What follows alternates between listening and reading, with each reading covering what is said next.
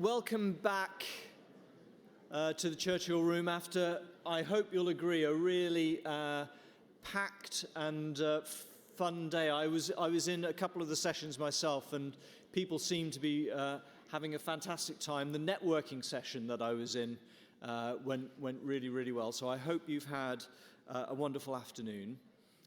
But it's now a real privilege to introduce Minister Vicky Ford, MP. The Minister will be speaking to us in just a moment, but let me just introduce her to you. Vicky was first elected as the Conservative MP for Chelmsford in 2017. From February 2020 to September 21, she was the Parliamentary Under-Secretary of State for Children and Families at the Department for Education, with responsibilities for vulnerable children. Prior to this, she was a member of the Parliament's Science and Technology and Women and Equalities Select Committees. She was appointed Minister for Africa at the Foreign Commonwealth and Development Office in September 2021 and became the Minister for Africa, Latin America and the Caribbean in December 2021. She is a long-term campaigner on environmental matters and has chaired a number of all-party groups, including those for women in Parliament, rare diseases, infrastructure, and the Parliamentary Forum for Information and Communications Technology. So it's a real pleasure and honour to hand over now to Vicky to say some words to us all. Hello everyone and welcome. It's brilliant that you've been able to meet up today, and I hope you leave feeling inspired and excited about your time studying here in the UK. I'm sure that you will also come away with some valuable connections and lasting friendships. I wish I could be with you there in person, but as you watch this, I will be travelling overseas. I do hope that I will get the chance to meet some of you at another time. As members of the Commonwealth, we share the same values. We're committed to democracy and development, peace and prosperity. You have such an important role to play here because you are the future leaders and decision makers who will promote those cherished values. This is why in my department, the Foreign Commonwealth and Development Office, we support and admire the Commonwealth Scholarship Scheme. Since it was established in 1959, it has helped more than 30,000 talented people from the Commonwealth to study at British universities.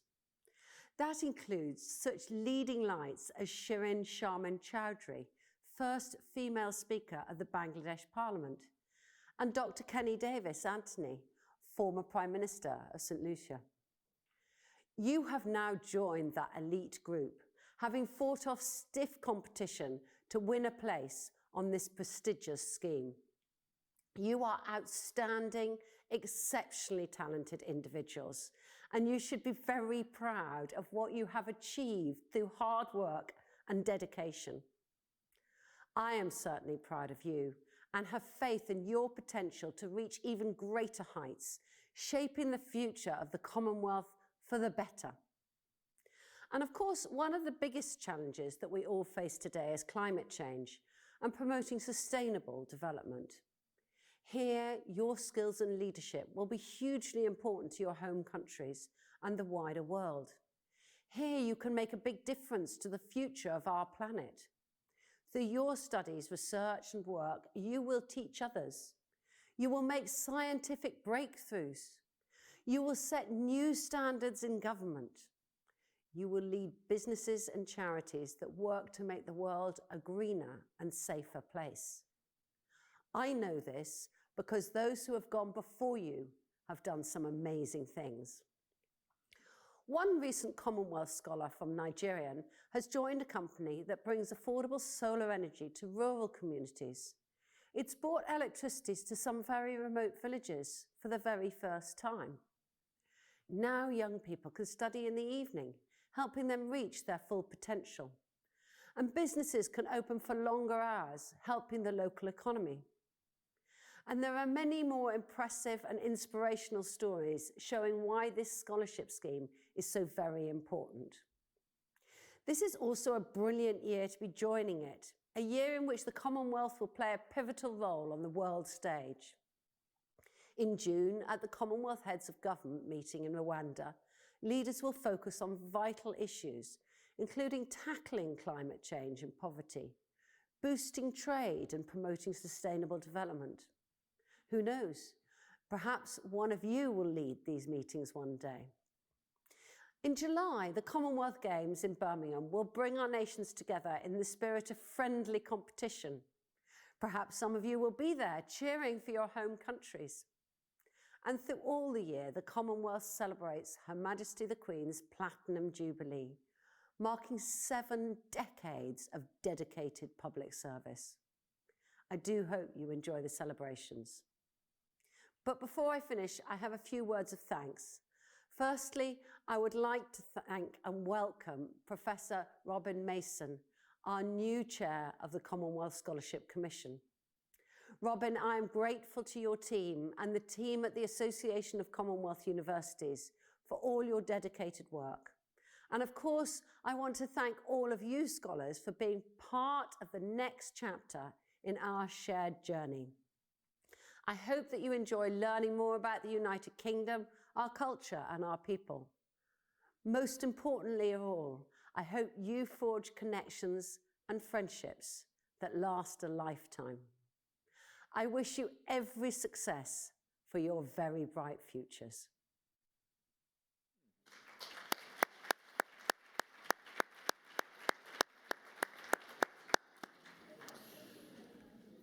Well, that was a real pleasure to have those words from Vicky, and you can tell how passionate she is about the Commonwealth Scholarship Commission. I'd now like to introduce our next speaker on behalf of the Association of Commonwealth Universities. Barbara Kasumu is Director of Membership Programs and Development at the ACU. So Barbara oversees the membership strategy of the ACU to meet the needs of our diverse member base. And she also oversees the development of programs and business development strategies, supporting the design and funding of what really are best in sector programs. Before joining the ACU, Barbara worked at the National Union of Students, where she was Director of Membership, Talent and Inclusion. An award-winning third sector leader, she has represented the UK on international platforms, including at the G8 and G20 summits. So Barbara, thank you for coming to talk to us today. Let me hand the stage over to you.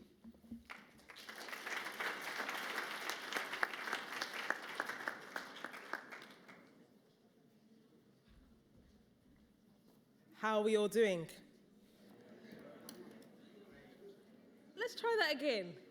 How are we all doing? Good. Thank you very much, Robin, for that warm introduction. I am loving the buzz and energy in the room today. It's fantastic to see so many new faces and to actually just be in an in-person, real-life event. Do we agree? I understand that this is the largest gathering that we've had in recent times, the last time being 2019. Over 400 PhD and master scholars drawn from 28 countries, with Nigeria sort of being the forerunner.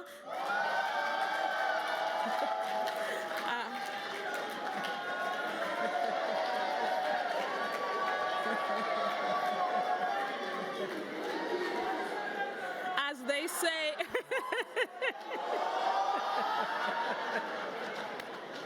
as they say, Niger no dey carry last.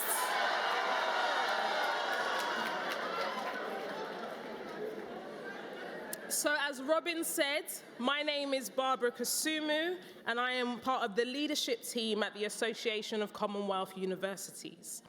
And the ACU is an international organization dedicated to building a better world through higher education.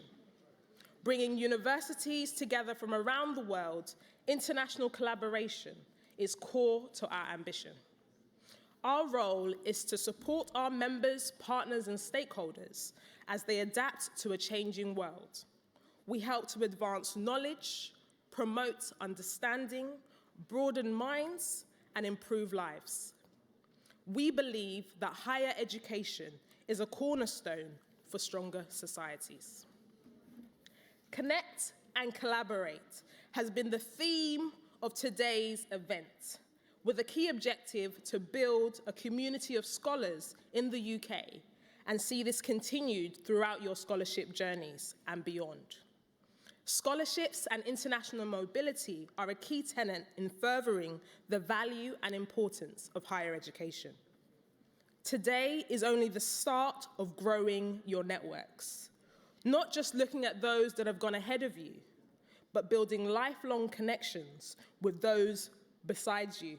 Look to your left and your right. These are your people. These are your people. And let's just not forget those that will still be coming up behind us. In preparing for today, I reflected back on my own Commonwealth journey and remember being part of a UK delegation to a conference of education ministers in South Africa. Being in a room similar to this, where I felt excited, nervous, a little bit overwhelmed. But the networks, the friendships I made have propelled me into the career that I have today. From being a Commonwealth election observer in Kenya in 2010, to working with the Commonwealth Youth Programme to design innovative volunteer programs and schemes, to support students to be able to develop their skills and improve their employability, to co-founding a number of social ventures, supporting young people get into work, challenging the status quo in the boardroom, and really making sure that no person, no young person, no woman is left behind, to being invited to places like Bangladesh to collaborate and share notes with women entrepreneurs in Dakar. For me, the Commonwealth and the value of the Commonwealth is very much a full circle moment being here today. Now, I'm just one example of how and why international networks and partnerships are so important to higher education. International collaboration contributes to us achieving all 17 of the Sustainable Development Goals. And just in case we forgot, SDG 17 talks about partners for the goals, providing the necessary focus and emphasis. As scholars, you will automatically have access, you automatically join the CSC Alumni Network, joining over 28,000 members. Taking not only the conversations that you've had today, but leveraging technology to share knowledge in order to drive research and innovation. We know that we can go further and faster as a collective than as single individuals or as a single organization. Together, we can address societal issues by bringing together diverse partners from various disciplines, sectors, and countries. Being part of the CSC community is a great example in unlocking the power of the Commonwealth and the value of international networks in higher education. But don't just take my word for it. Take alumnus, Dr. Mazumdar, who completed a professional fellowship at the East London NHS Foundation Trust back in 2017. For Dr. Mazumdar, the East London Foundation worked predominantly with the Bangladeshi diaspora. So not only was he able to learn from them, but he was able to contribute to the sessions being run with his specialist Bangladeshi knowledge. He had partnered with 2 other professional fellowship recipients and wider colleagues to lead the introduction of the systemic and family therapy approach to mental health support in Bangladesh. And at the time of the interview, had already trained almost 70 professionals, and 12 were actively engaged in delivering systemic therapy. Dr. Mazumdar concludes by saying, "We are seeing new hope for the families and mental health problems in Bangladesh."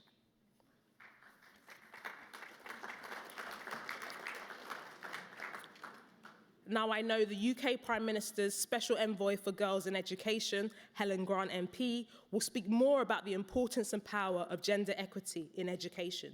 But I do want to note that even this morning, we got to hear from an alumnus speaker, Dareshwa Mahmood, sharing her story of co-founding the Women in Renewable Energy Network, empowering women to have a stronger and collective voice in the sector, and supporting over 270 students across the higher education institutions to support Pakistani women in entrepreneurship. As Commonwealth scholars, you play an important role in the future of your home countries. As activists, as innovators, researchers, and leaders in sustainable development. How inspiring is it to be in a room with so many future leaders and change makers?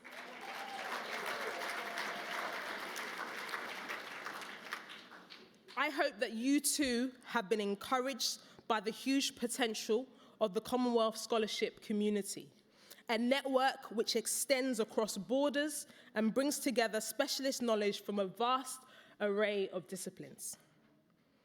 As you just heard from the Minister, Vicky Ford, there are numerous examples of scholars who have gone on to achieve great things and bring about impactful change to their communities, their countries, and their regions.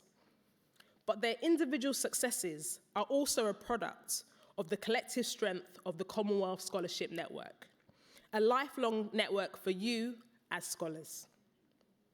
Today's event has initiated connections with fellow scholars, which I hope you will sustain during your scholarship in the UK. There are lots of ways for you to engage with the Commonwealth alumni and grow your networks further. The CSC's knowledge hubs that are hosted on LinkedIn are a prime example of cross-discipline knowledge sharing to support development impact. And the upcoming Scholar and Alumni Conference, Interchange 2020, will be another fantastic occasion to build relationships with people who can help you in your development and impact work. And you too will be helped in return. I would encourage you all to get involved in the events and activities that are available to you through CSC while you are in the UK and beyond.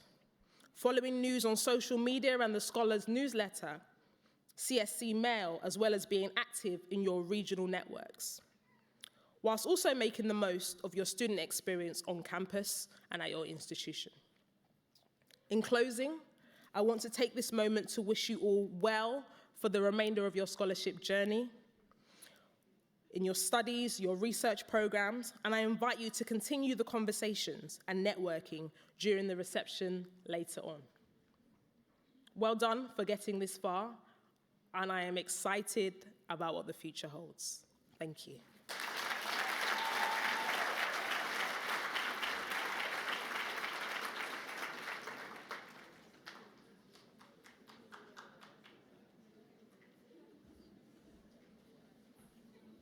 Barbara, thank you. That was terrific. I worried at one point that you might have started a bit of a riot, but wasn't that great? And you're getting the message, aren't you, that network and your alumni for life. So do remember that. So Barbara, thanks so much. Well, we have saved the best till last. It is a real honour and delight to welcome Helen Grant to give our closing speech today. Helen became actively involved in politics in 2006 and was elected as Member of Parliament for the constituency of Maidstone and the Weald at the 2010 general election. She's the first black female Conservative MP and Minister. After serving on the House of Commons Justice Select Committee, she served as Minister for Justice, Minister for Women and Equalities, and Parliamentary Under-Secretary of State for Sport and Civil Society. A little over a year ago, she was appointed as the Prime Minister's Special Envoy on Girls' Education, leading the UK's efforts internationally to ensure all girls get 12 years of quality education. One of her goals is to drive a global campaign to improve learning and get 40 million more girls into school around the world by 2025. Helen is also the Prime Minister's trade envoy to Nigeria and the parliamentary chair for the Conservative Friends of the Commonwealth. So I think you'll agree there's no better person to give our closing talk at today's Connect and Collaborate event. Helen, thank you so much for joining us, and please do.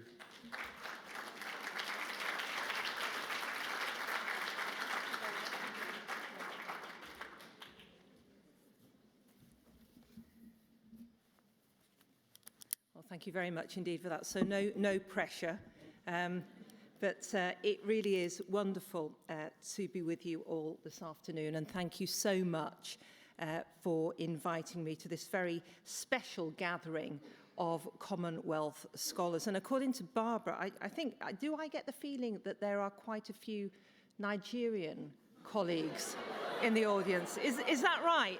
From Nigeria? Yeah? Well, that's great, because I have to show my cards here. My father is Nigerian. My father is Nigerian. My mother is English. My family name is Ukuboye. My dad went to a great school in the 50s in Lagos, and I believe it's still there. It's called St Gregory's. And St Gregory's College, and then he came over here, trained as a doctor, and there he met my mum, and the rest is history. but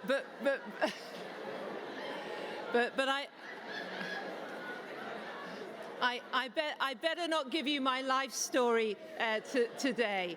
But all I can say is it's great to be around so many brothers and sisters. Not just from Nigeria, but from the Commonwealth too. And it really is great that we're here together properly, actually, rather than virtually. But I'm hugely honoured to be the Prime Minister's Special Envoy for Girls' Education. And my role is actually to globally champion his message that providing 12 years of quality education for every single girl on the planet is one of the best ways of tackling many of the major problems facing the world today, such as poverty, climate change, and inequality. Investing in girls is an absolute game changer. The child of a mother who can read is 50% more likely to live beyond the age of 5, twice as likely to go to school themselves, and 50% more likely to be immunised. We know too that girls who are educated are much more able to choose if, when, and how many children they actually have. So girls' education is absolutely vital for women and girls, and let's face it, we make up 51% of the population. But it's also critical in levelling up society, boosting incomes, and actually developing economies and nations. Even before COVID-19, however, the world was facing a learning crisis. And tragically, the pandemic has made a very bad situation even worse, because it's been one of the biggest educational disruptors in our history, affecting 1.6 billion children, learners at the peak of the pandemic in 2020. Many of these children are girls. Many of them will never return to school or even start school, lowering their chances of future employment and decent livelihoods.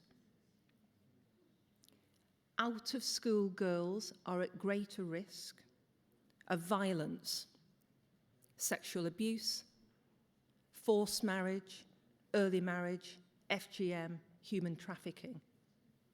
the list goes on. All of this creating a very real risk of a lost generation of girls, and we must work hard, and we've got to work together to stop this from happening. For the UK, this has begun with leadership, I'm very proud to say, from the very top. Our Prime Minister, Boris Johnson, has put championing 12 years of quality education at the heart of the G7 presidency. And at the Leaders Summit this year in Cornwall, we secured G7 endorsement to 2 new, very big and ambitious global targets. Namely, getting 20 million more girls reading by the age of 10, and 40 million more girls in primary and secondary school in low to middle income countries by 2026. At the Global Education Summit in London in July, it took place in Battersea, just down the road. With our international partners, we raised a landmark $4 billion for education. And this will help up to another 175 million more children to learn. At COP26 in Glasgow, towards the end of last year, we were able to make the important connection between girls' education and climate change, showing how girls' education can actually be part of the solution. Because girls who are educated are much more able to participate in decisions, in actions, and leadership in relation to climate resilience, adaptation, and mitigation. And all of this is why I'm so proud that the Commonwealth Scholarship Commission's programme for this year focuses on girls' education. And I applaud the 29 professional fellowships for practitioners working to remove barriers to primary and secondary school for girls across the Commonwealth, and the funding of 6 projects from Commonwealth alumni focusing on girls and STEM. And it's initiatives like this that you're going to drive and lead that can really change and improve lives for the better. You are the next cohort. You are the next ones. You are going to be leading the charge. You are the ones who are going to pick up the baton. It's you. You're sitting here now. And when you pick up the baton, I know you will run with it. And you will have a vast network of Commonwealth scholars and alumni to support you in moving this very, very important global dial forward. Since the Prime Minister appointed me to this role just over a year ago, and it's been an amazing job. You heard at the beginning, I've served as a Minister for Justice, Women and Equalities and Sport, which I have to say is a pretty great job too, if you like sport. But this is the most wonderful, wonderful opportunity. And it does allow me to travel far and wide. And just in the last 9 months, I've been to Uganda, Nigeria, Ghana, Sierra Leone, and most recently to Nepal, Bangladesh, and South Sudan. The UK's work on girls' education, yeah, you can do it if you want.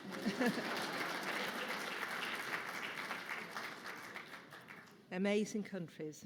The UK's work on education spans from non-formal community classes in the hills of Aburi in Ghana, where young mothers can take their children to school, to the reinforcement of an irrigation canal in Rajapur, rural Nepal.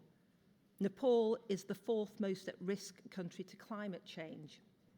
And these UK-funded canals help to protect crops and therefore protect both women's lives and livelihoods. In Uganda, many schools have been closed for nearly 2 years because of the pandemic. And it's been great, again, to see how UK aid has been used to keep children learning through community-based learning classes, initiatives such as catch-up classes, and the recording of radio and TV lessons. And whilst the projects that I see are all very different, and they're all tailored to the specific needs of the country and the community, I'm always left with the same thought.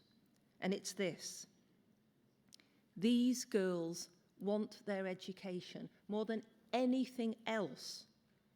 They know what education means to them. They know what it can do for them. And these girls are our future. And ensuring their right to safe, quality education is absolutely essential. As our Prime Minister said at the Global Education Summit, and I quote, "If you give every girl in the world 12 years of quality education, then you perform the most fantastic benefits for humanity, from lifting life expectancy to increasing per capita GDP to helping to tackle climate change. Girls' education," he said, "can change the world." And I know the challenge with girls' education is very significant. I know it is, I've seen it. But our ability to make change in the world, if we work together, and you're a big part of this, is quite incredible and should never, ever be underestimated. Thank you very much for listening.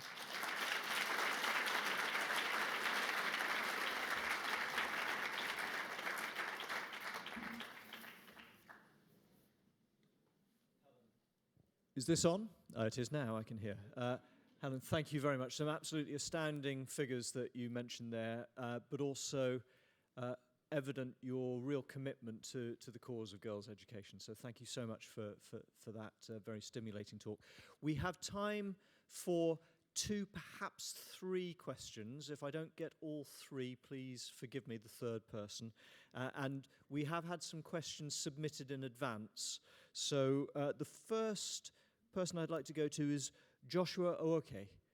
Joshua, are you anywhere? There you are. Could you just wait until a microphone gets to you? And Joshua, just while you're doing that, do introduce yourself, but introduce yourself briefly and then move on to your question, if that's all right. Okay, I'm happy to be here. My name is Joshua Ooke. I'm doing PhD Biomedical Science, Nottingham Trent University. I'm just in my 1 year. Before my question, just a side comment. I think the organizers of the events have really given us a take-home message about girl-child education. I don't know if anyone observed that nearly all, do I say nearly, all the keynote speakers are women. So, and that's a clear message for us, so, and that's quite interesting. And so, for my question, I want to get a clear strategic influence of the UK in monitoring investments in education in the Commonwealth, and particularly influencing the Commonwealth nation to invest by themselves, not the UK throwing the money to them. And sometimes, sorry for that, the issue of corruption, we get the money pocketed into an individual. So how is the UK strategically influencing the Commonwealth nation by themselves to invest more in the girl-child education? And then you also need to let us know, as ambassadors of the Commonwealth, as we go home, how do we influence our policymakers to invest more in the girl-child education? Thank you very much. Thank you, Joshua. Thank you. Thank you very much for Joshua, for that, Joshua. That was a great question. I think you're from Nigeria as well, am I right? Hey. Anyway, great question. And the extent of the crisis is extreme. As I said in my speech, you know, we were facing a global learning crisis before the pandemic. The pandemic has made a very difficult situation even worse, disrupting the learning of 1.6 billion learners. So we're in a situation where we've got to get all of those children who were in school back into school, and then all the ones that were never in school that should have been into school learning as well. And what has become very obvious is that we can't do things in the same way anymore because it won't work. So we have to do things better, and we have to do things differently to succeed, to get SDG 4 back on track and to get 12 years of quality education for every single girl, which I believe, as our PM has said can change the world. And I think part of the answer, and this is why your question was a really important question, is using our influence, using our strategic influence, using the relationships that we have. And I think we've done that pretty well. And I will just give you one or two examples of how we've been able to use our influence on the Commonwealth, but on other nations too. So in relation to the Commonwealth, we've certainly used our position as Commonwealth Chair in office to make sure that girls' education gets the priority and profile it needs and deserves whenever we have the opportunity, as well as the financial and political commitments. So any opportunity we get, we raise this issue. And that actually resulted in us being able to get commitments from all Commonwealth governments to provide opportunities for 12 years of quality education. Another example, in the run-up to Rwanda this year, which will be a very, very important event, we are working with technical partners to produce reports and policies to actually inform our collective work. And one of the reports that many in this audience might find useful is the state of play, the current situation with girls' education in specific Commonwealth countries. And what we also want to do in the run-up to Rwanda, and actually at Rwanda, is to raise a call, raise a cry, or raise the alarm, I should say, about this global education crisis that is happening, and encouraging as many nations as possible to sign up to the Kenyatta Declaration. I'm not sure whether you're aware of that, but it's a very important declaration and encourages national governments to pledge more money towards education and education reform. But it's not just the power and influence. This is, I know there's two more questions and I'll bring this to a close. But another element of the answer is that yes, we do use our power, we do use our influence politically, but it's what we also do on the ground in country. And again, during my travels, I've seen the amazing work that many of our education directors and leaders are doing to support communities and national governments in the delivery of UK aid programmes. And their passion is quite exceptional. You know, on a few occasions, because of what many of these people have been doing, what they're going through, I'm often, you know, brought to either tears or near tears in seeing their determination and their commitment to making a difference. And the Girls Education Challenge programme, it's a flagship programme, it's one that we are particularly proud of, has actually helped 1.5 million girls in 17 different countries, including 11 Commonwealth countries, to access education. So thank you for your question. A lot of good things are happening, but obviously lots more to do. Helen, thank you very much. Unfortunately, time only for one more question, so forgive me the third question that had been submitted. But if I could try and spot Josephine Ayabare. Josephine, are you there? Where's Josephine? Ah, there we go. So if we can get a microphone. You're going to be very fit by the end of this, aren't you? A microphone is moving at high speed towards you, so there we are. Josephine, again, a brief introduction and then your question, please. Thank you. I'm Josephine Ayebare from Uganda, pursuing a PhD in Information Systems and Computing Research at Brunel University, London. We commend you for the efforts that you have made towards promoting girls' education. And my question is, what has been the greatest achievement in girls' education advocacy and why? Thank you. Well, thank you very much indeed for that question. And it's a really hard one to answer. And I can't just say one thing, because last year was just the most incredible year of leadership for the UK government. I mean, it was It was so busy, it was so exciting, it was pressured, but my goodness, I felt we were able to achieve quite a lot. So, for example, if you were to say, what were the highlights of last year, what were the maybe top 3, I would say that our Prime Minister putting girls' education at the heart of the G7 presidency, and then at the Leaders' Summit down in Cornwall, actually persuading and encouraging all of those G7 leaders to sign up to those big, ambitious global goals of getting 20 more girls reading before the age of 10, 40 million more girls in primary and secondary school. That was big. And it was where we worked together, and we now have a really important global target which we can focus on. Another a big achievement, I think, for us certainly was the co-hosting of the Global Education Summit at Battersea Power Station. We co-hosted the summit with Kenya, and at that summit we raised $4 billion for education. And that was, you know, a huge achievement, and it will help, as I said earlier, 175 million more children around the world to learn. And the last one, I mean, I could go on because there was so much, but the last one I particularly want to mention was the COP in Glasgow. And these 3 events were all, you know, based here. We co-hosted one, hosted 2.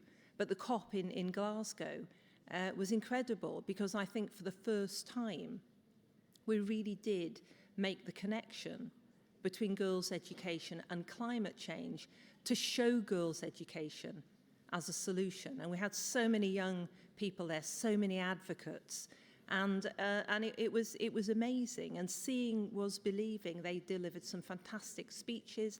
They endorsed how important climate education was, and really made the case for showing that, you know, if girls have an education, then of course they are going to do much more, going to be able to do much more in relation to decisions, taking decisions, acting, and actually leading in relation to climate resilience, adaptation, and mitigation. So it was a big year. These big, I suppose, set-piece global events are important because they help to build momentum. But what we have to do is we have to keep the momentum going. And my hope and prayer ultimately is that we keep things going to such an extent that we eventually get to the point where we do have a real global movement for change around Girls' Ed. Thank you. Very good. Well, we could go on. I apologies especially to Lillian, but also to others who might have had questions that they would have liked to ask, but the clock is against us, I'm afraid. So would you just join me one more time to thank Helen Grant for coming to speak to us.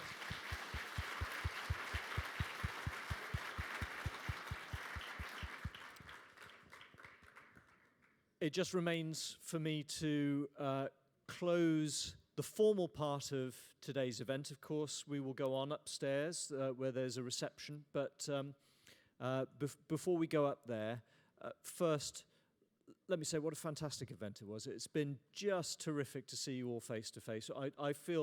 I just feel so fortunate as the new chair to have this as my very first event. I've met most of you, but I want to meet all of you, so it's been terrific to have you here. So thank you all for coming. I hope you've had as much fun today as I have. I hope you've got as much out of it today as I have.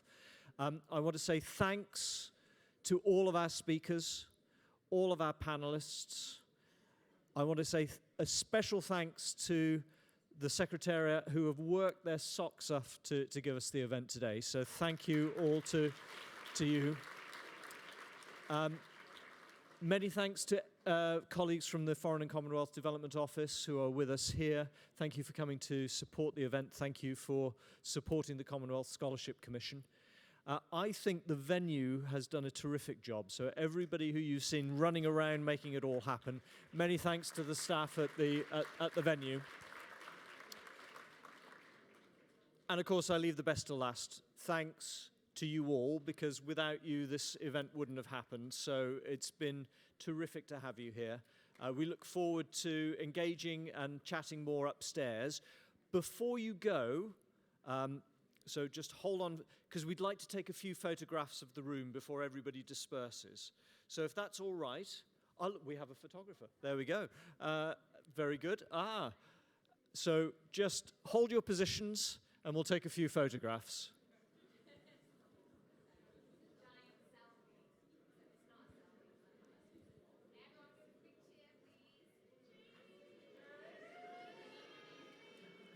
Oh, we can do better than that. Come on. Big cheer.